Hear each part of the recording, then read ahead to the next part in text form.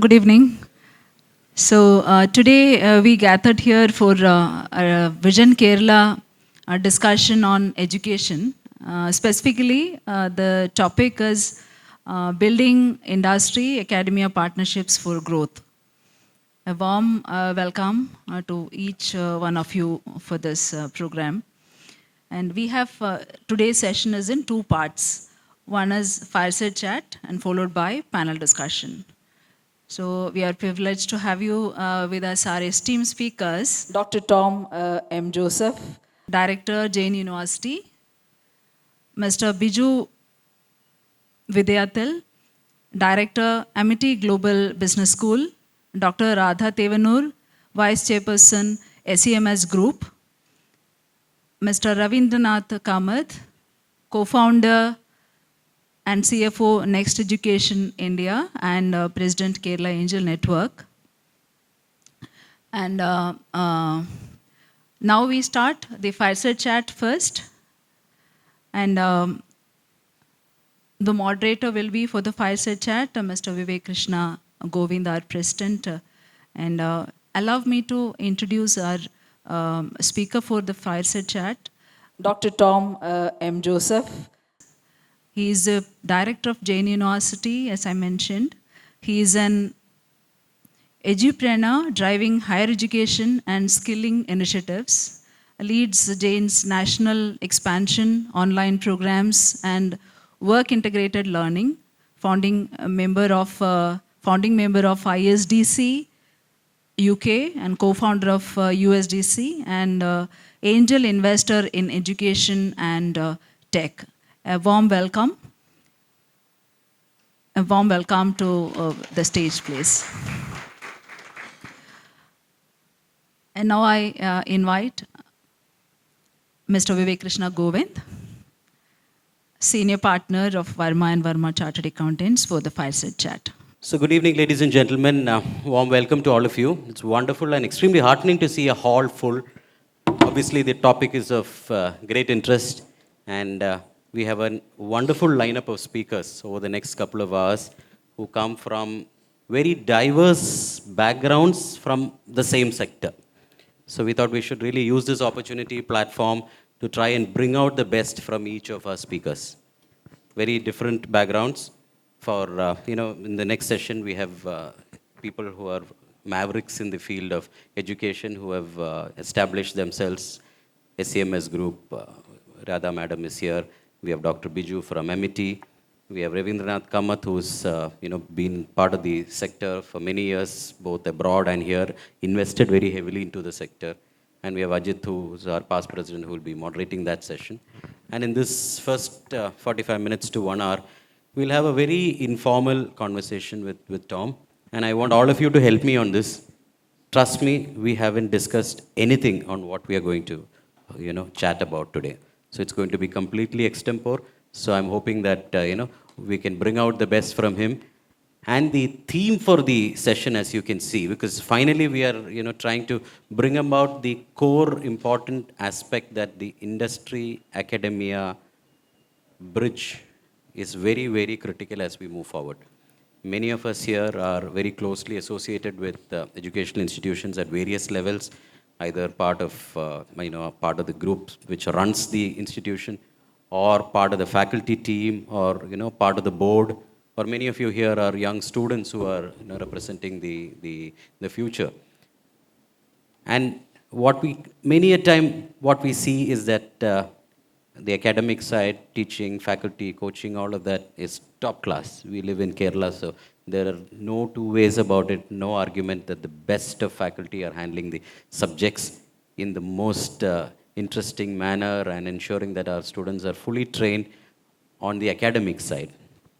Likewise, on the industry side, we have the leading business houses, we have top corporate honchos. TiE Kerala is a body where we have 90 plus charter members and close to 300 or 400 associate members. Now, the charter members of TiE Kerala are people who own and run the largest businesses in Kerala. So we have regular in-house sessions with our charter member team, and they are the real leaders who have driven the entrepreneurship movement over the last several years. And every time we have discussion or formal or informal chats in that forum, there is always this discussion which comes up. You know, there is a gap between the academia and the industry. The students who come out from the colleges, are we doing enough to ensure that they are employable? Is it the responsibility of the education institution to do that, or is it the responsibility of industry bodies like us, TIE or Management Association, Chamber, CII? We're all sitting in committees of all these organizations. Are we doing enough to ensure that this gap is bridged? Which is why we thought that we will have this as a very, very important vertical of TIE Kerala. It's a new initiative. We will continue to have many more discussion sessions, and we are going to draw up an institutional plan as to how TIE will take this forward. Our past president, Ajit Moopan, is here. He has consented to head this vertical, and we will have a whole team of us who will be fully backing him and seeing how we can bring in various ways in which this interface can be connected. So as a starting point, I'm extremely glad that we have a young entrepreneur, very different from most of the other education institutions heads that we see. We travel and visit several institutions, but over the last 10 years, I've seen how Tom has grown. I think the first time I visited his campus was maybe 10 or 11 years ago. I remember going to Nirmal Info Park area with where ISDC. He had invited me for a program more than 10 years ago.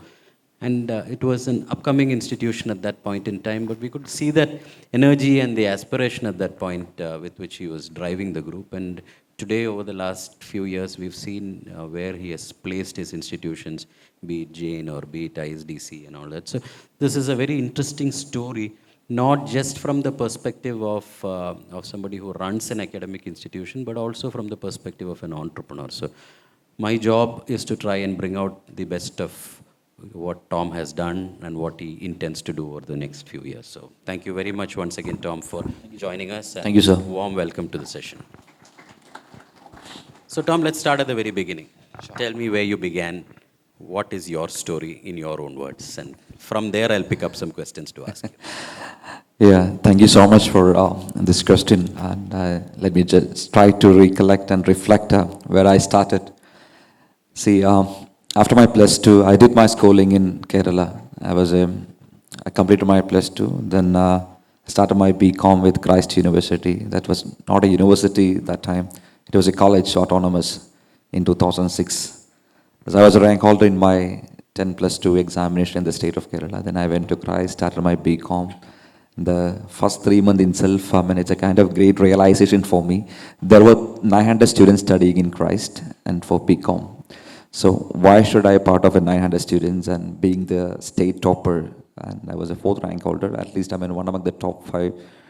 Why should I study along with other 900 students? How can I do something unique? And then I wrote the CSCPT, the first C entrance exam, then I cracked the CPT as well. Then I did my articleship for 3 or 4 months with one of the chartered accounting firms in Bangalore called Fort Road Sparks. It was, I think, the first chartered accounting firm in the country merged with an British CFM.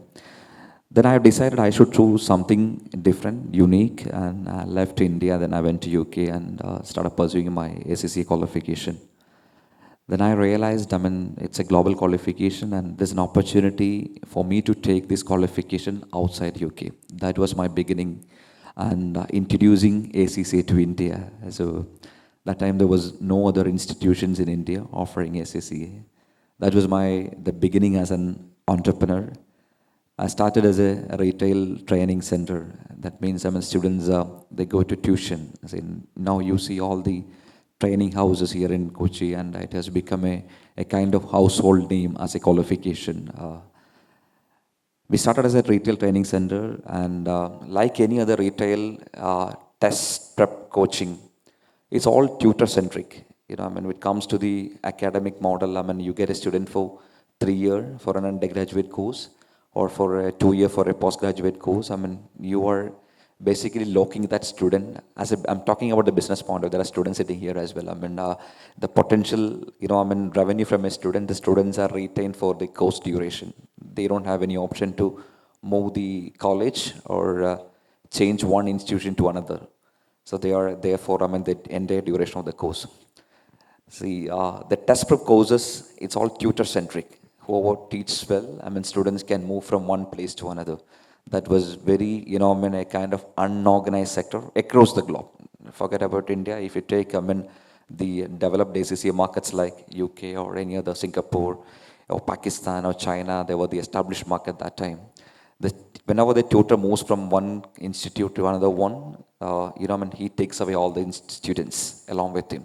That's the typical model. We started like a test prep model, and that time there was no one in the market. Then gradually, seeing the opportunity, a lot of other players come on board, and then I thought of changing this model. How do I create something very unique as a kind of so-called IP, and the student can be retained throughout the course, or be given opportunity for them to study along with the undergraduation or post-graduation. It was not like before. Students are given opportunity to pursue the professional qualification, but they have to study the graduation or post-graduation on top of that. That means they're studying two different syllabus for getting two qualification. Then I thought of introducing a program called, a model called integrated model. That's embedding SSA qualification into the undergraduate and postgraduate course. I pitched to Christ, and where I started my graduation, and the Christ University that has become a university by that time. They started a BBA Finance and Accountancy. So I realized there's an opportunity, and the recruitment was, we got a very good uptake for the first batch. Then I started pitching to the leading universities in Bangalore, right from St. Joseph's to Mount Carmel to Christu Jayanti to Jain, and we got most of them on board. Then the market was gradually, emerging as well. Even I left Kerala as it is because, most of the big ACCA training houses either, started my first batch of students, or either, they were my faculties or my batch of students. I thought of, leaving Kerala as a market.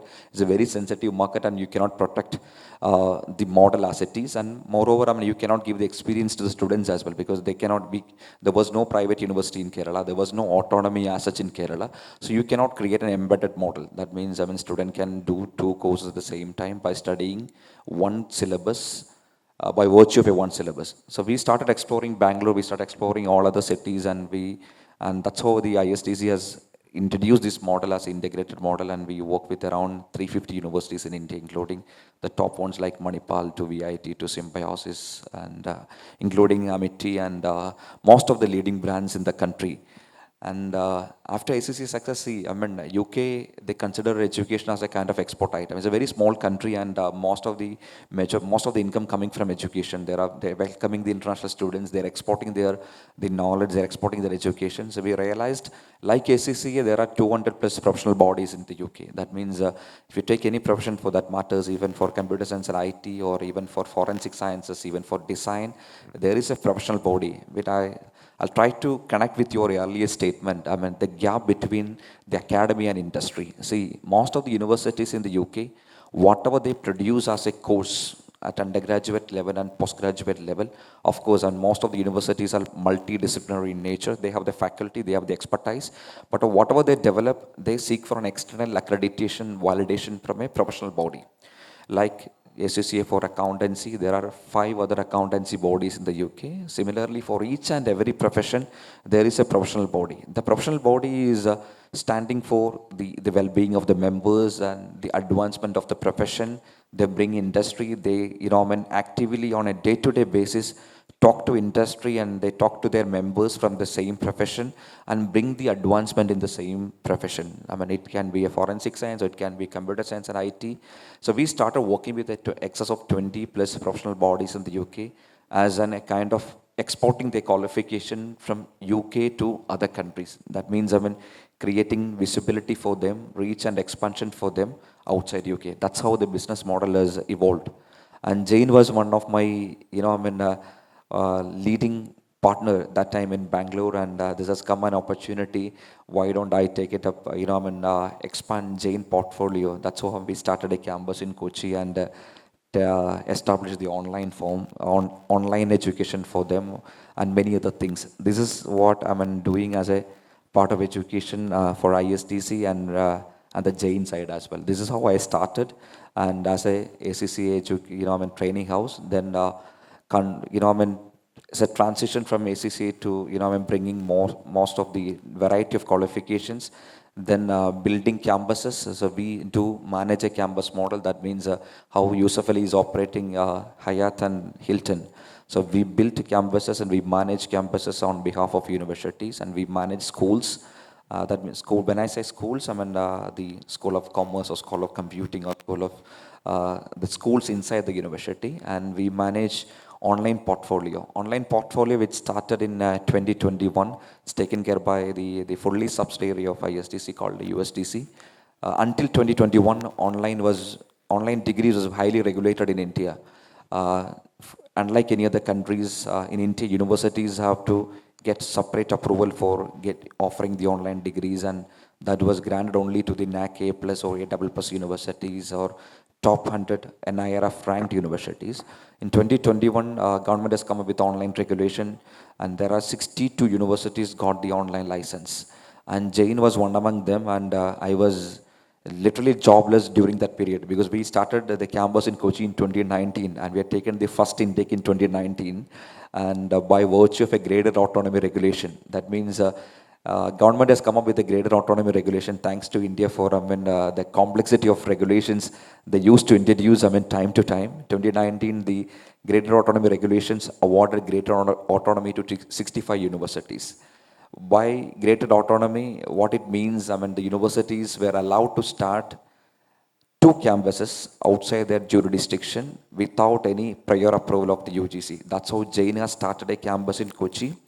Then after 2020, they come with a amended regulation. Whoever started campus as per the graded autonomy regulation have to go through, the kind of formal notification from the Ministry of Education as per the new policy, which is NEP coming in place. And then literally considering due to the sensitivity of the state, we have to literally shut our operations. That means we couldn't take any intake. After 2019, we were literally teaching the first batch of students we have recruited. We had literally no intake in 2020, 2021. We're simply fighting for, against the regulations. How do we, get it reinstated, the campus, because we have done massive investment in terms of infrastructure. We've done massive investment for creating the brand and visibility. Then during this fight, 2021, I was literally kind of jobless, and this online regulation has come in place. And then I thought of taking it as an opportunity and see how the online regulation works. And then we started with an expectation of recruiting 4,000 to 5,000 students, because Jain used to recruit around 8,000 to 9,000 students in Bangalore campus. So we thought of recruiting, we had an expectation of recruiting half of that in online, because we were yet to see the depth of the online market, how is the market and what is the market size, and we know that there's a market for executive education for online, because you have seen the models like Udemy, Udacity, or even EDX, or even for LinkedIn Learning.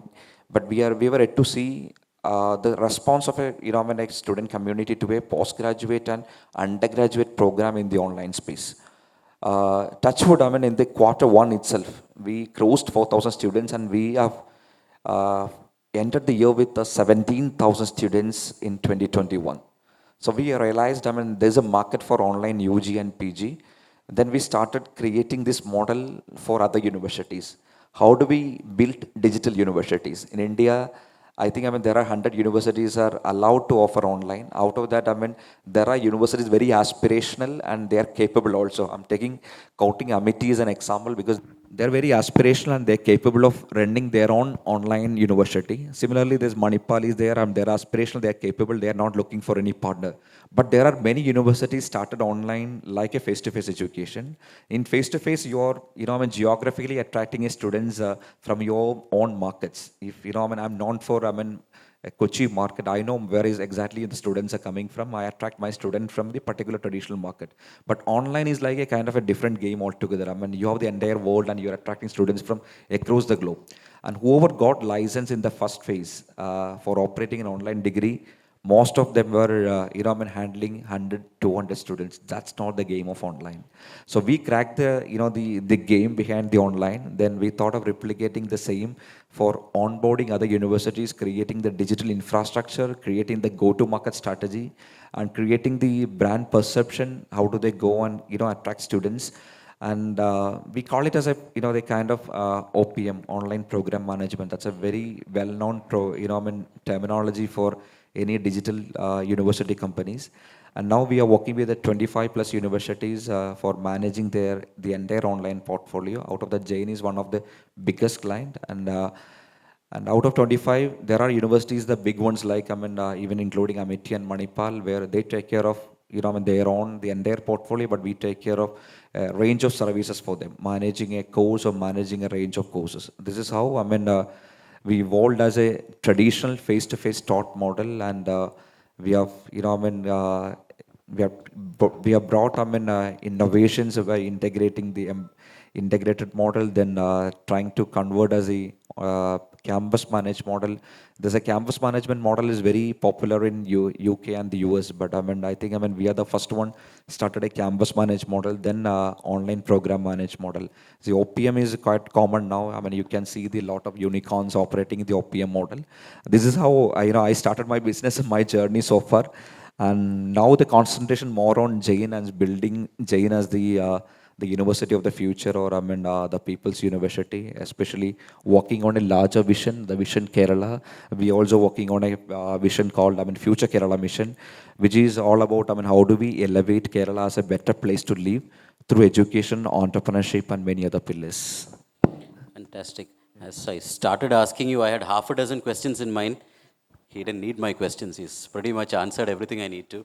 I think that's the pace at which his brain works, I think, is quite obvious. As he speaks, you can hear it's all very extempore, but he's, connecting things and moving from one to the next. I have seen as some kind of a disruption which you have brought to the sector over the last few years. Now, there is a certain image when you think of an educational institution. You have actually managed to break that. You were talking about the challenge that you faced would have been a really hard time, 2019 to 2021 or 22, and uncertain also at that point. Where do we go from here? ഇതെല്ലാം അടച്ചു പൂട്ടേണ്ടി വരുമോ? ഇത്രയും പൈസ invest ചെയ്ത് കഴിഞ്ഞിട്ട് ഇത്രയും വലിയ infrastructure, you had a lot of plans. You took several spaces on lease. I'm also aware you were looking for some of the others. We have also worked on something with you at that point in time where you were trying to acquire a project, etc. So you had many plans, you shelved some of the plans, but several things you still went ahead even during difficult times. You felt that, okay, all this too shall pass, and that you have a future there, and online certainly has picked up way more than you've imagined. But what was it like when you were going through that challenging time 2 years from now? ഇത് മുഴുവൻ നിർത്തിയിട്ട് ഞാൻ തിരിച്ച് UK പോയിട്ട് let me go and do something there. This ecosystem does not work. Now, a lot of people who get frustrated and go from. Do you ever really feel that? No, I've seen challenges, and I've gone through challenges and ups and downs. Right from the beginning of my entrepreneurship, and I'm quite used to that. And if there's no challenge, I don't find any kick. That's the kind of nature even. So I never thought of, the one, thing that is a part of my DNA, even my organization DNA is we don't give it up. We are persistent, we are patient, and we don't want to give it up. And we are trying to do things for a purpose, and we are clear about our vision. What we are trying to do, and what we are trying to achieve. As long as you're persistent in your vision and your purpose, you don't need to, give it up. Yeah, it's all about, how much you fight for it, and this is what I experienced for Jain example as well. Of course, so I think we have invested around close to 132 crore, so far for I'm talking about my deficit as on date, as a university, and it's a quite massive investment for a university. Most of our money has gone for not for infrastructure. We haven't built very massive infrastructure, but we built a very decent infrastructure and very state-of-the-art infrastructure, strategically located infrastructure, and we have invested on our resources. We invested on the perception of the brand. See, as you rightly said, it's all about, it's not just about bringing disruption. It's all about, doing business according to the time. Yeah, that's what we believe. And see, if I take, today, and we are trying to attract students. They are born in 2006 or 5 because I completed my plus 2 by 2006. So we are talking to that Gen Z crowd. I mean, we are trying to attract those students, and their world is extremely different. And when you start talking to a class, and especially I started going to the class, and when I talk to the students, we can understand the difference, the kind of disconnect. I mean, how disconnected we are from the so-called students coming to the class. I mean, you should see, I mean, there are two aspects. Of course, education as a business, you should see your student as a consumer. What exactly a typical consumer expecting from a product or service, this is exactly a student expecting from an institution, from a university. There's no change in that. So as long as, I mean, you're trying to bridge that, I mean, the expectation, what exactly they're expecting from a course, from a university, it's all about, I mean, giving the right experience. In Today, no one is coming to the class or college or university for gaining any knowledge. So they have all the devices, they have all the mechanism, they are well connected than us to acquire any knowledge. They just need some sort of, I mean, a kind of facilitation, a kind of, I mean, kind of enabling, a kind of navigation to take them through what exactly is happening in the world. I mean, how do you connect? How do you, I mean, encourage and strike meaningful conversations in the class? This is what, I mean, the students are expecting. I mean, I'm trying to give that exposure to the students, not just in, I mean, bringing the curriculum, even the way we deliver it and the way we assess it as well. I mean, rather than, I mean, just going for the typical the traditional assessment, how I mean, creatively you are assessing the student, and how do you produce, I mean, timely relevant graduate. That is more important. Exactly the Gen Z is looking for, I mean, someone who they can understand, I mean, someone they can, I mean, know you well, and and try to bring that exposure and try to bring that experience as a part of the curriculum. And in Kerala, yes, even 5 years, this, but we created. I have one, I mean, one kind of satisfaction. So with all this fight, and finally what we achieved, we made the Government of India, Ministry of Education, to rewrite their regulation, and they granted us a ex post facto approval. This has happened first time in the country. So there's a, I mean, if you want to achieve something and if you are fighting for that, I mean, that will happen. And so we were very clear, I mean, and we are here for a purpose. We are here for a purpose of, I mean, creating an impact. And we want to do that. I mean, we were very clear and we were very persistent. And UGC has amended the regulation. They created a room for the universities. They started during the, I mean, between regulations, the 2019 graded autonomy and the 2019 the graded autonomy amendment. Whoever started in between, they come with a provision for ex post facto approval. That means, granting approval from, I mean, respective date. I mean, this is what we brought in. So this is a change. I mean, this, because of our fight, I mean, many of other universities also, I mean, got benefit out of it. I mean, who was started because, but we are the only ones struggled because Kerala is a sensitive state, and sometimes we should, I mean, encourage, I mean, disruption in the business that gives you, I mean, new ideas, that opens new opportunities. I mean, but people considered us as a kind of disturbances. See, I mean, Kerala is a huge market. There are 400,000 students are passing out from 10 plus 2, and 200,000 students are coming out from the graduation. We are talking about 500,000 students as a market. One Jain cannot eat the entire 500,000 students. We need quality institutions. The sector itself will grow. The same, I mean, approach I taken for ACC as well. When all the players started doing ACC, the ACC as a market has grown. Yeah, when you start, when you're promoting apple and as a fruit, people consuming and eating apple, I mean, the market will grow. I mean, then you have to market only how good is your apple. That's the same philosophy we believed, and I think this is what, I mean, we have experienced as a journey as well. Wonderful. No, personally, it has been useful for me on a professional level also. We would only have an intake of CA students who come into my firm. I'm part of a 90-year-old audit firm, and for time immemorial, we would only have students who pursue CA coming in. But thanks to the disruption which Tom and later many of the others who followed, including Logic, Lexia, and the others, we have today lakhs of students pursuing several courses like ACC and others, and today we are bombarded with applications for people who want to join us for training or internship, or many of them who qualify and come to us.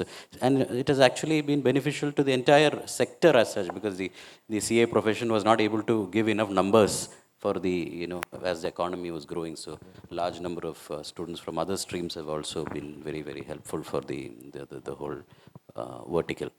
Now, Tom, another interesting thing that you do, which is very close to the heart of TIE Kerala, is the investments that you do to the startup sector. Now, TIE is a 3-decade-old organization formed with the basic motto of promoting entrepreneurship, fostering entrepreneurship.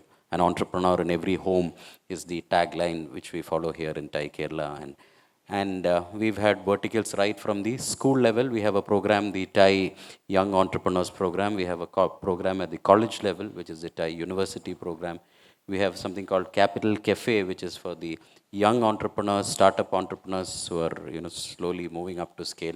And then at the next level, we have the Kerala Angel Network, where actually the money is invested into the various verticals. We have Ravindranath Kamath, who's heading the CAN vertical, and Ajit, who was the first president of CAN from also of TIE.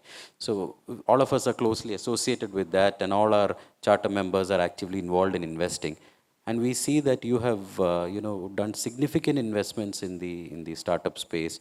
Many of these investments are places where our own CAN members have also, in their individual capacities, co-invested with you. So what do you feel about this sector, and where do you think that goes? Because I would like to finally connect all of that to the academia industry perspective, which is why I'm just picking bits initially, and then we'll finally connect it before we close the session. So what is your feeling about the energy and enthusiasm of the startup sector in Kerala? I'm a burning entrepreneur, and for any startup, because I faced in my early entrepreneurship, and rather than not just the currency, even for getting the right mentorship and getting the right connections when you start something. Me getting into the investments, especially in the early age, early growth companies. So we just started as a kind of passion, because I don't want to build a massive mansion, or owning dozen of cars. I just thought of creating an impact, and through education and entrepreneurship. That's why I started. I think we have invested around 20 plus startups in Kerala itself, and quite few outside Kerala as well. And see, one is basically, we pick up the right opportunities, and wherever we can contribute, strategically contribute, not just the currency alone. Strategically, how can we contribute to their growth journey? This is what we have picked up, and a couple of startups are predominantly in education, and we have invested into a couple of the names you have mentioned here, and the big the training houses for C and SCCA. That's one out of the passion, because we thought we know the size of the market, and how the market can grow. And apart from education, of course, we were in K-12, and we are in K-12, and plus there are a lot of other very specific ones. Like I think you come across a brand called Roms and Racks. It's a pet food and pet care brand, and we're the largest in Kerala, and so we have 21 stores. And I think you heard about Me Safe is a women hygiene. We're focusing more on menstrual hygiene and menstrual cups, and a lot of other things. And there are a couple of other brands like Green, e-mobility and green meats. And see, wherever we find an opportunity for us to contribute strategically to their growth, we picked it up. This is what we do. And plus, this is a larger vision. See, right now we are focusing on a larger vision as a future Kerala mission. That is, how do we elevate Kerala as a better place to live? And we have been talking about students going from Kerala to other parts of the world, and people going from Kerala to other parts of the world. What exactly is driving them? Not just education, not just employment. We're talking about having a right ecosystem in place. We are, we are talking about, high about Singapore. We are talking high about, United States and United Kingdom and all other developed countries. See, why can't we create, that kind of ecosystem in Kerala? What is missing here? We have the best intellectual capital here, best resources coming from our schools and colleges. Sir, as you rightly mentioned about, the large number of industry houses, large number of, highly ranked universities. What is lacking here? We are not promoting the right culture, right behavior, right from the schools. I'm just taking one example. നമ്മുടെ റോട്ടിൽ മിഠായി കടലാസ് ഇടാറുണ്ട് അല്ലേ? നമ്മൾ കഴിക്കുമ്പോൾ ചില മിഠായി കടലാസ് ഇടും, വേസ്റ്റ് ഇടും. We don't do the same when you go outside. Still, we do the same in Kerala. ശരിയല്ലേ? Yeah. And we one simple thing and നമ്മൾ വീട്ടിൽ ചിലപ്പോൾ റൂമിൽ നിന്ന് പുറത്തിറങ്ങുമ്പോൾ ലൈറ്റ് ഓഫ് ചെയ്യാൻ മറക്കും, ഫാൻ ഓഫ് ചെയ്യാൻ മറക്കും, ടാപ്പ് തുറന്നു കഴിയുമ്പോൾ വെള്ളം. So it's all, promoting the right practice and right culture and right attitude from the school. This is what we are lacking as a system. See, we believe one thing. If you're promoting the right culture, right attitude, and right behavior from the school itself, we are, producing the graduates once they complete the schooling and they go to the university, we are producing socially committed citizens. And ആ സമയത്ത് ഈ റോട്ടിൽ നമുക്ക് പുറത്തൊരു തലത്തിൽ നമുക്ക് റോട്ടിൽ നടക്കാൻ തന്നെ നമുക്കൊരു we have some sort of inspiration to walk on the road. Going for a morning walk. You have a lot of parks in other parts of the world. നമ്മുടെ ഒത്തിരി പാർക്കുകളുണ്ട്, കമ്മ്യൂണിറ്റി സ്പേസുകളുണ്ട്. ഇത് നമുക്കില്ലാത്ത എന്താ? അപ്പോൾ അങ്ങനെ ഒരു ഇൻസ്പിറേഷൻ ഉണ്ടാകാൻ കാരണം നമ്മൾ പ്രൊമോട്ട് ചെയ്യുന്ന സിസ്റ്റം നമ്മൾ ജസ്റ്റ് പഠിപ്പിക്കുന്നതിനപ്പുറം we are not training them, moulding them with the right practices, with the right culture and right attitude. So what we are trying to do, with education, how do we change that? The next generation coming up, how do we change that? Making them, adjusted to the right, right practices, following the right culture, right attitude. And once you build them, give them the right education.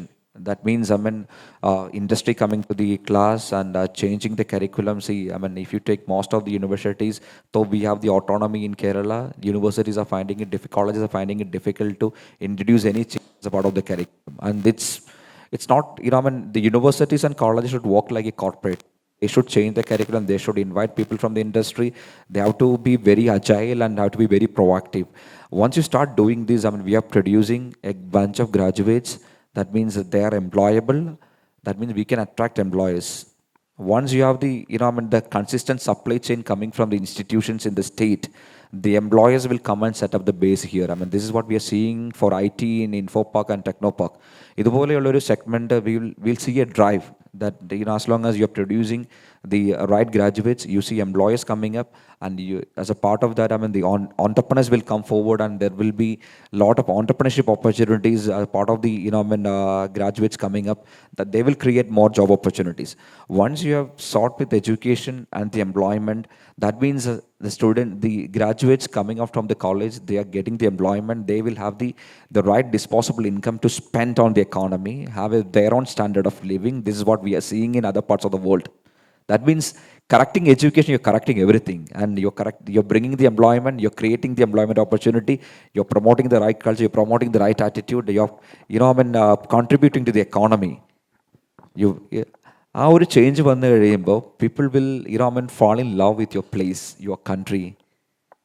This is what happening in Singapore. This is what happening in all the developed. I traveled to at least 200 countries in the world. I've seen the models, and see, these all countries were, literally nothing 100 years back.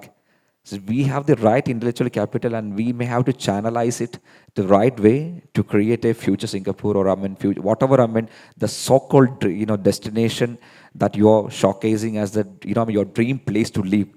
This can happen in Kerala. This is our wider vision as a future Kerala mission. See, I see, that 15 years down the line, half of the cabinet should be my alumni. Seriously, the political party should come and recruit from the campus. So we created a future leadership program. I don't want to promote the kind of student politics in terms of bringing parties and doing that in the campus. But at the same time, we have created a device called Future Leadership Program. And there are 5 interns working for Honorable MP's office today. High Eden, and they do, they take care of the, the kind of lot of, studies for the MP.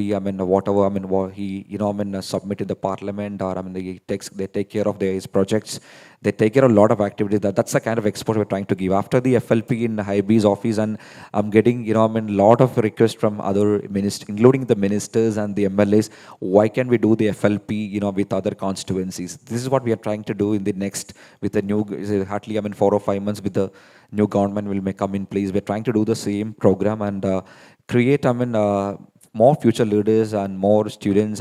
They can, significantly contribute to, Kerala's next phase of development, which is all about how do we elevate our state as a better place to live. This is what we need. See, we have the right resources, we have the right infrastructure. It's all about, rather than walking silos, how do we collectively walking towards one vision? That's what I said. I mean, 15 years down the line, I should have my students and alumni as a part of the cabinet, and at least I mean half of the cabinet should come from the university. That's a very interesting concept. Now we are fortunate that we have the heads of some of the most time-tested, respected educational institutions in Kerala. We have SCMS, we have Rajagiri, we have St. Teresa's, we have MIT, we have Global School, and so many other institutions I'm not able to see at the back. So I'm sure I'm sorry if I've missed any of the educational institutions. Not intentional. It's just from visibility perspective here. And these are all organizations, educational institutions, which have taken a lot of steps and leaps in taking the education system in Kerala forward over the last many years. And a lot of good work has been done by all of them. Also to connect the academia industry, they all have chapters of industry bodies. They come for our programs, NGITS, and many of the other institutions are very, very actively involved with TIE or the Management Association, CII, etc. And we also visit there, and so there is already some degree of connect with these institutions. But what we are now trying to do, probably the first 10 minutes when Ajit's session starts, a little more light will be thrown on what we are trying to see. What are the deliverables? What is it that the universities or the colleges are expecting from the industry?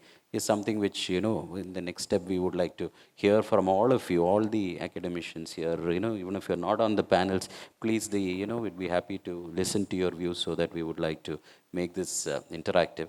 But one very large event which we saw, where you actually brought together the leading lights from, be it industry or academia or politics or from any, or from the scientists, researchers, scholars, sports, games, everyone, the who's who. For a whole week you had a mega celebration, the Future Summit. I was also fortunate to have been on one of the panels there and witness what was going on there. The energy that I saw there is not something that I have seen, in any of the other events which we have organized. We have taken great pride in organizing many events under various, associations and chapters, etc. But we've not been able to do a week-long morning to evening, followed by gala concerts by top-notch musicians, fantastic food courts running, and the vibrancy you created was something phenomenal. So how did you come up with that, and what, according to you, are the outcomes of having done an event where it was all over? You even managed to mess up with the media, and many of the media heads ran into trouble thanks to a very interesting ad which you put out. So what was that event all about?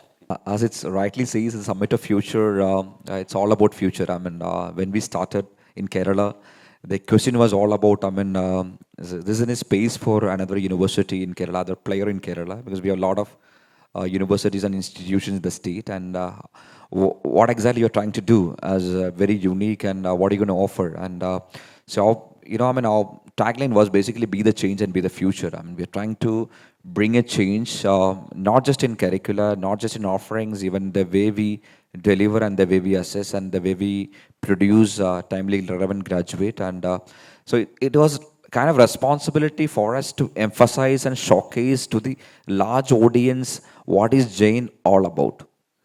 How do I justify my tagline to my tagline, be the change and be the future? Then we thought of doing something, the Summit of Future. It's very coincidence, something has happened, earlier that year, organized by United Nations, when our Prime Minister was a speaker for that. And we come up with this entire event, against the SDG calls of United Nations, and we had 7 tracks. See, the idea was basically how do we create and prepare the generation for the future. The past is dealt by, the people who already, the past is all dealt. I mean, we don't need to, we can take all the good things and good takeaways from the past. You don't need to break your head for, how exactly it is being dealt. It's dealt. And present, we are dealing it. And we need to prepare, the present generation for the future. I mean, if you take any of the jobs report or the skill report, most of the skills, and I think, yesterday I come across with the skill report by Udemy, and most of the skills report, and even the Forbes or anyone comes with a skills report, it's all about, future of jobs, the future jobs. So we need to prepare the students for the future. That's why, the future as a theme we have taken. And then it is a kind of responsibility for us to create a university as a people's university. A university, should take up the problem of the society and find solutions. When the COVID vaccine has come, it has come from a university. Whenever there was issue happened, there's a crisis happened in the world, and most of the solutions come from the university in the Western region, even the Europe and UK or United States. Unfortunately, in all parts of the world and in India, and we are just teaching them how exactly it is being dealt. We are not making them. We are not creating thinkers. We are not creating critical problem solvers as a part of a university. So that's how we thought of doing something and bring the entire the society, not just for the students, even for open. We want to attract, touch each and every one. ഒരു തെങ്ങ് കയറുന്ന ആൾ മുതൽ auto ഓടിക്കുന്ന ആൾ മുതൽ എല്ലാവരെയും നമ്മൾ ഒരു കൊടക്കീഴി കൊണ്ടുവരണമെന്നായിരുന്നു നമ്മുടെ ആഗ്രഹം. അങ്ങനെയാണ് നമ്മളിത് we come with a very wider canvas of Summit of Future. That's how we come with this newspaper advertisement as well. So how do we convey this message to the public? See, we are doing something, and we can come with a very decent and very general art. But that will not carry the message. That will not convey the message what we are trying to do. We want people to start talking about the Summit of Future. Give them the thought line. This is happening in the city, and they should have some sort of feel and decide to be part of that. That's why we planned the campaign with the creative exercise of coming with the 2050 newspaper front page. And that has brought the public to the event. That has brought not just the students, not just the academicians, not just the corporates. That has brought each and everyone to the event. And as a people's university, we wanted to touch each and every problems. Each and every subject areas. Not just the technology, not just the education. We want to talk about agriculture. We want to talk about politics, food, culture, literature, youth. And so we discussed about 300 plus topics with 315 speakers, and so as you rightly said, 7 days, and plus the young generation, what exactly they're looking for. They are looking forward to have a kind of place. Stress free. They are looking forward to have a kind of environment they can live their life. They can enjoy their life. So that's the whole idea for bringing the music, food, fun, game, everything into that. This year also we are trying to, from that itself, we have created the umbrella mission, Future Kerala mission. So I have Venu Rajamani sir, is a retired ambassador, is as a chairman for the Future Kerala mission, and we are trying to pick up the socially relevant activities. We are doing 2 activities. We are doing 2 massive projects this year. One is the problem of the water hyacinth. That's one of the major problem, the most common problem, and that Kerala as a state face, especially in Alapi and other parts of the world.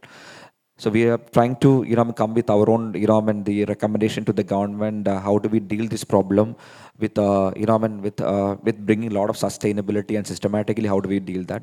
Second is basically of course we are doing a lot of campaigns around drugs and all, but we coming with a project called Be Happy. How do we keep the not just the young generation, everyone's happy. You can you hear a lot of stories about depression and suicide cases coming up. How do we keep the people engaged? How do we keep them happy, and trying to come with a happiness index as a part of the School of Psychology? And there's a lot of things happening. So these are the tangible outputs that has emerged from the Summit of Future, and we're still doing a lot of brainstorming as a part of the university. How do we come with more socially relevant ideas and problems, and how do we find solutions, and the larger vision of how do we create a civic university and people's university. This is the large perspective, and this year also we are trying to make it more democratic. The Summit of Future and the front page, we are still doing the front page exercise, but that will not be a surprise. We are talking to the publishers, and we are keeping it open to the readers, come with their ideas. How do they see the future? സാധാരണക്കാരൻ എങ്ങനെയാണ് ഇനി കാണാൻ ആഗ്രഹിക്കുന്നത് എന്നുള്ള we invite the entries from the public, and irrespective of their nature of the job, the community and caste, or the profession they belong to, we invite entries, and the particular front page will carry their dreams and their perception about the future, and with it will not be a surprise, as I rightly said. Will create the excitement. People will wait for that particular front page to see the exciting ideas. And this time one stage of the Summit of Future is for meeting your future hero. അതൊരു ചിലപ്പം ഈ കാക്കനാട് സ്റ്റാൻഡിൽ auto ഓടിക്കുന്ന ഒരു ഓട്ടോക്കാരനാകാം, അല്ലെങ്കിൽ ഇവിടെ ഈ എറണാകുളത്ത് ബസ്സിൽ പോകുന്നൊരു കണ്ടക്ടർ ആവാം. And we give them opportunity to see and share their vision, their views, and how do we start working on that? I mean, whatever we discussed last year, I mean, it's all about, I mean, how do we come with the tangible solutions and prove it? And this is something we want to do as a flagship event. The entire vision towards this event and this mission is all about, I mean, aligning with our larger vision. In 20 years down the line, how do we elevate our state as a better place to live? Wonderful, wonderful. Like, we've covered almost everything end to end, but I'd like to get a few questions from the floor before we close this session. In your narration, you are using the word disruption and also proactive approach, etc. Multiple interdisciplinary, multidisciplinary, etc. So, as of now, India is facing a scenario of lack of education in the disruptive world. You know, emerging technology, lack of education, emerging technology, huge investment we are taking. I am also in the making policies for various bodies, etc. So, how well your platform can facilitate the future, the futuristic future of education 5.4, but the country is now focusing, and India is now in 4.0. You're all in 4.0. So how well we can think of that proposition where the European Union, etc. I am sitting in the European EU committee from India, within collaboration, conjunction with your platform and various people like you, how well we can have a collaborative teaming up process to implement and impart and empower exponentially. He used the word extempore, the extempore proposition for our own ecosystem for our country. Where exactly India is lacking, or many other countries or, I mean, organizations lacking, how proactive you are to execute it.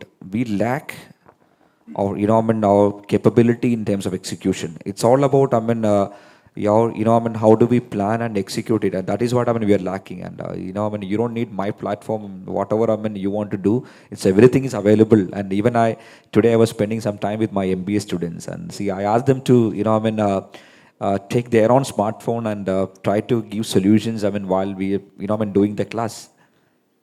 The information is there. I mean, how do we execute it? I mean, that is what, I mean, we are lacking. I think it's all about, I mean, most of the institutions, it's a kind of attitude. I mean, even I face the same in my organization as well. I mean, they are not ready to change. They find the comfort level, and especially the teachers and, I mean, the so-called system, and they don't want to, I mean, make any change and adapt to the change, and they are quite comfortable what exactly they are doing.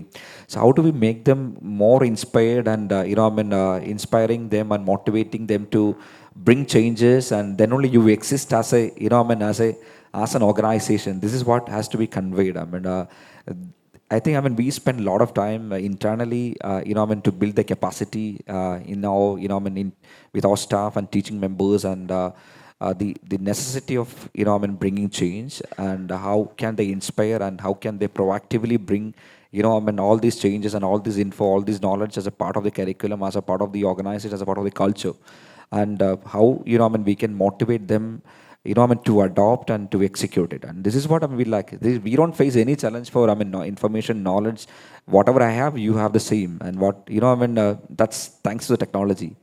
But the speed is, that's a real, I mean, concern here. I mean, organizations, see, I mean, they lack the kind of execution as a virtue, as a value. And we may have to foster that culture internally. How do we, I mean, encourage them, go proactive? See, this is all about, I mean, rather than being a part of curriculum, and how do you promote this as a culture, rather than culture as an attitude, as a behavior? I mean, see, what extent you can teach. We teach a lot of things as a part of the curriculum, and how do you encourage them to practice that, and how do you bring, live examples, and, I mean, encourage them to practice, and bring, I mean, develop that as a culture and attitude. That is something, I mean, we value as an institution. And then only, I mean, you can, I mean, cultivate that culture. Otherwise, I mean, that will be only in the textbooks. That will be only in exams. Nothing else will happen. And as an institution that we are doing that, and we're trying to, I mean, give opportunity and trying to create, I mean, situations, and trying to, I mean, promote this as a culture and as a behavior or as an attitude. Yeah. Dr. George, please. Hey, Tom, I'm very happy to hear what you're talking about. I studied in Manipal and then in the US. I'm back here. My primary concern is how do we clean up Kerala? Yeah, And I would like to make Kerala look like Japan. yeah. And we can do it. Can you give us a strategic online 24-hour process of how the people of Kerala, colleges, students, everyone, clean up? And focus on the waste can be collected and shipped by the trains and all that, the freight and all that. So it takes hardly a year. Can we have this 7-day party we are having extended to 2 weeks, but 1 week should be exclusively on cleaning up? And we can make Kerala number one. That is what we need, cleaning up. That is all. Give us a thoughts on that, please. Yeah. See, this is what I tried to mention while I was talking. See, how do we, promote this as a culture, this as a character, as a part of the character? See, we find it difficult to change the current generation, and but we can build this as a part of the character in the current generation in the schools. അത് ഞാൻ മിഠായി കടലാസിൻ്റെ example പറയാൻ കാരണം അത് it's all about how do we there's no 24-page or 30-page strategy for this. It's a very simple thing, and it's all about how do we change the attitude of the people, and how do we encourage them to do that, for us to have a better place to live. And see, our larger vision is also how do we create a better place to live, that we should have clean environment and clean water, and we come with a water quality index now. That's something, another project that we are working on that. So we are working on different levels, and we need, this is not just Jain's vision, this is for the state, and not just one Jain can do that. We see, the Future Kerala mission is not just Jain's property. Of course, we are anchoring this project at this point of time, but this will be open to all the institutions in the state, all the like-minded people in the state, all the people, they are looking forward to have a change in the state. And welcome to the mission, welcome to the university, and this is a thought I'm also thinking. How do how do we go to the mass and prompt them to bring that change? Yeah. Wonderful. I think we can take one last question and wrap up. Yeah, please. Hi, I'm Captain Saju. I'm the Merchant Navy captain. Okay, my question is, you said you wanted to build, you are dreaming for a better place to live, like a better Kerala to live in the future. Okay, and we are also startups, a lot of startups are coming, future plans are coming, everything. But when we are making a better place to live, we have to think about one thing, because we have too many vehicles here which our roads cannot take it now. And a lot of places, maybe more than 75% of the roads doesn't have walkways. More than 75%. And the street lights, many places we doesn't have street lights, and the street lights which already have it, we are afraid to drive the car on the road, because when there is a small drizzling, even it is very difficult to drive. So if the government wanted to change it, if the Kerala government wanted to make a walkways and 4 lines, and 4 lines not in every places, some places 6 lines and some places 4 lines, some places two lines, but most of the 2 lanes presently need to upgrade to 4 lines. There is no doubt about this. If the government of Kerala wanted to think about it now, by the time they decide and they execute the job, it will take nothing less than 25 years. By the time most of the people sitting here will not be here live. So what is your viewpoint? How we can execute this? Like, better place to live means before I die, I want to see a good roads, good walkways, good street lights. See, we are not government, and future. No, we are not government. I'm just coming to that point. We are not government, and we would like to compliment to government and whoever be the government, and of course, but as you rightly said, the kind of the speed, the kind of the way it's being managed by the government. This is what I said. The next 15 years down the line, we want to form a cabinet.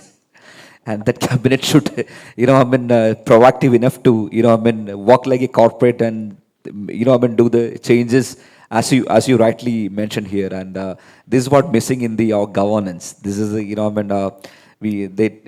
don't record anything. I have a lot of good political friends. I don't want them to, give a call and say that. But this is what we need as a change. We have very good politicians, but, we need things to happen. See, the government have restrictions, they have restrictions on the funding, everything. But when we have the socially committed people, I give you an example. When the Suez Canal, they wanted to make recently, few years back, they wanted to make a second canal for the bigger vessels to pass it one length of the place. And World Bank has allotted the fund. And immediately America has decided not to give this. And they have declared this, the fund is not coming. Now the ruler, the leaders of the ruling party, they have announced the people that it is not the America to decide what we have to do. Let us collect even $1 from all of the people and we will make it this to happen. And they have collected all the money what is required within 1 week, 7 days or 14 days. I think So just to add one thing, I mean, what government can do, I mean, we need the blessing from the government and we need the policies. They have to formulate the policy. And if, of course, I mean, I take up the Clean Kerala initiative. Assume that, I mean, we start working on that.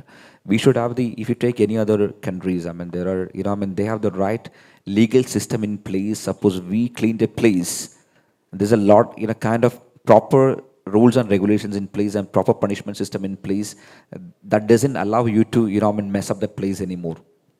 So we need that. Can I give one more example? No, I'm so sorry. Time out. So we'll take it offline. I'm sure we are all available. It's a very interesting conversation. But no, this is not just interesting, but this is something on which each one of us in this room has a view. So I think this is we could end up triggering a debate, but we have another very interesting session coming up. The challenges which he is facing: 4,000 crores allotted to clean the canals and make it navigable, to have embankments and pavements and walkways, etc. But the resistance that he faces and the challenges that he faces in Kerala are sometimes a little unique to what we have in our state. So this is a very interesting discussion, but we'll have to defer that from now. And a lot of takeaways from the session. Tom, we just started off in a very casual conversation mode, but you have really taken us through the entire history of how you came into this sector and the grand master plan that you have in the way ahead. We've spoken about various aspects connected to how the academia and industry can come together and how we can mutually work together, and a lot more of that will be covered as we move forward. Certain specific discussion points also Ajit has in mind, which he'll probably be taking up during the course of the next discussion, and we would really seek the support of all of you present here, the academic heads here, the faculty members, students here, and maverick entrepreneurs like Tom, who are also so closely and passionately involved in this field. And with this, let's all work together and take our ecosystem forward. So with these words, let me close. Thank you very much, Thank you, sir. Tom. I really enjoyed the conversation. Thank you so much. It's been wonderful. Dr. Tom M. Joseph, Director, Jain University. Big round of applause, please. And I request Vivek sir to kindly hand over the memento. And now I request our past president, Mr. Ajit Moopen, to hand over the memento to Vivek.